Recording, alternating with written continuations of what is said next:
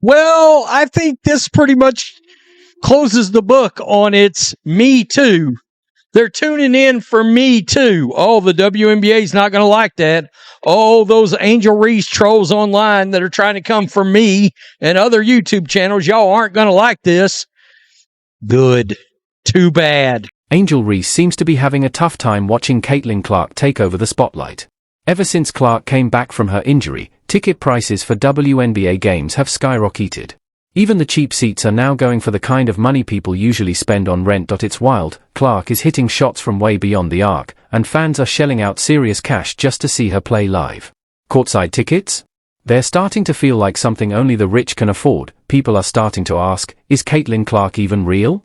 It's like someone mixed LeBron James, Steph Curry, and Taylor Swift into one superstar, and dropped her into the WNBA. All of this buzz? It's coming straight from one person, Caitlin Clark. And for some, it's raising big questions about fairness and attention in the league. I hate the player, hate the game she got, because she's really talented, especially for being Falangi, Mm-hmm.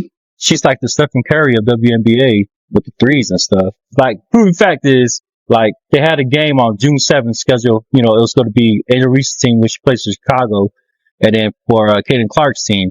They were supposed to go up there playing Chicago on June 7th. First, the ticket sales were at $76 a ticket. Then after they found out Caitlin Clark's not playing that game, she got injured, sales dropped to $25 a ticket. Caitlin Clark isn't just handing out assists, she's changing the whole business game. She's got fans spending big money, sports networks glued to her every move, and WNBA execs scrambling to keep up with the demand for new merchandise. Let's be real, the league is riding the wave she created, but some folks seem too bitter to simply say, thank you. It's not just the WNBA anymore, it's the Caitlin Clark era. Call it Clarkonomics. Before she showed up, tickets were cheaper than a gas station snack.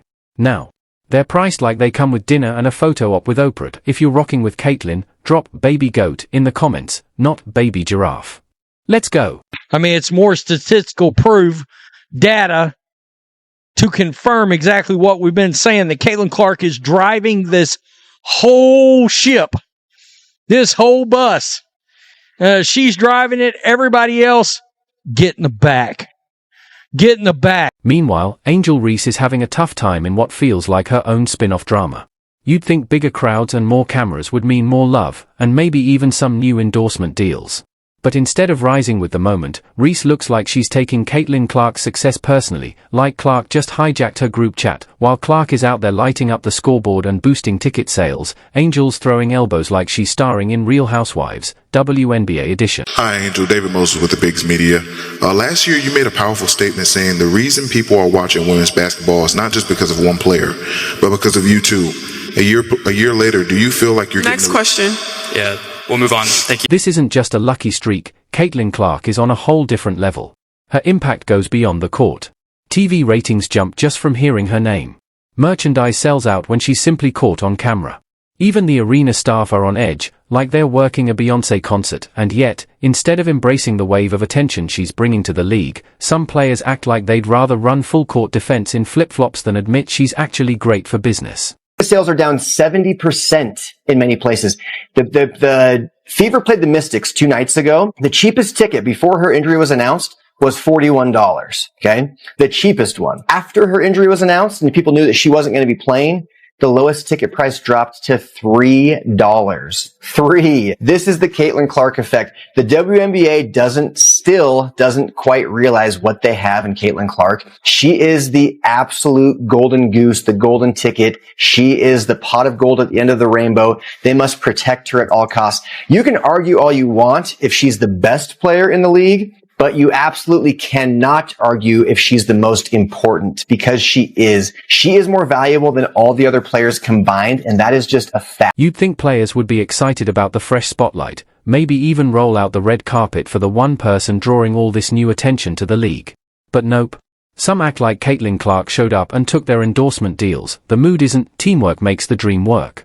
It's more like, who invited her to sit with us? WNBA is now suffering a major injury as Caitlin Clark is going to be out for 2 weeks with a quad injury. And the reason we're bringing this up specifically is the Clarkonomics effect to this. Obviously, players miss time all the time, but the Sky and the Fever were supposed to play in Chicago in about a week on June 7th. The opening ticket price was $86 because you have the Angel Reese versus Caitlin Clark showdown that is now box office. Yeah, those tickets are now down to $25. Down to $25 after the injury announcement. And it's supposed to take place in the Bulls Arena, the United Center, as opposed to the normal Wintrust Arena. That's about a 12,000 seat difference, give or take. So here's the twist. Caitlin Clark doesn't even have to be playing to fill an arena. She could be on the bench, sipping water, and fans would still pack the place just hoping to catch a glimpse of her. That kind of excitement? It's rare. Let's be honest, most athletes don't get that kind of hype, especially the ones posting more motivational quotes on Instagram than points on the scoreboard. And sure, we respect the veterans. But we also respect the 2.5 million people tuning in to watch Clark get double and triple teamed from half court. Instead of riding this wave of momentum, a few players seem more focused on trying to stop it. There's this strange jealousy, like Clark took something that was never theirs to begin with. News flash, Caitlin Clark isn't your competition, she's the Rocket. But some of you are out here trying to pull the plug on the launch. Now, fans that either sold their tickets or whatever, all of a sudden an emphasis is starting to get thrown onto the tickets where people believe she will be playing. And that's starting to make the ticket prices go up, up, and up. On the surface, it's all smiles, handshakes, and high fives. But underneath, you've got eye rolls, hard fouls, and quiet chatter about how Caitlin Clark needs to earn it. Earn it? Let's be honest, she's the reason your next game is airing on ABC instead of some local channel no one watches, and it's not like Clark is out here demanding special treatment. She's just doing her thing, draining deep threes like her shooting arm was programmed by NASA. Meanwhile, some players are acting like they're the gatekeepers of the game, deciding who gets in and who doesn't. Support system. That shouldn't change. I think, Caitlin knows that she has the ears and eyes of the locker room and the support that she has behind, whether it's us or anybody else. I would like to think that she knows it's there and to really take her time and make sure that she's, well enough to be who she needs to be for us, because I want the 100% Caitlin, so I'll take it. The moment Caitlin Clark touches the ball, the media goes into full blast. It's like ESPN teamed up with National Geographic to cover her every move in high-def slow motion. Analysts can't stop talking, TikTok lights up with debates about how to guard her, and still, we hear salty comments about her needing to prove herself. Let's be real, she's done more in 1 month than some teams have done in years. Even when she's not playing, she's the headline. Scalpers are charging concert-level prices outside arenas just on the chance she might suit up. Fans are going crazy just to catch a glimpse. Meanwhile, some players are out here tweeting like Caitlin personally ruined their sneaker deal. Yes, she's just a sophomore, but one who could probably outsell your entire last playoff run. The backlash? It's loud, but it's aimed in the wrong direction. Turns out she's human after all, Dan. She's going to be out for at least a couple of weeks, it appears. Yeah, what's interesting about Caitlin Clark? Remember last year, she played in the Final Four. Right after that, she went immediately to the WNBA. Draft came, season started, and, didn't miss a beat. And all of a sudden, she got a little rest and comes back, gets a little banged up. I heard you talking about it earlier, and it's going to be fascinating to me, Ricky. I've been to Fever games, and the one thing you notice, and this is more so than even when Peyton Manning was the quarterback of the Colts,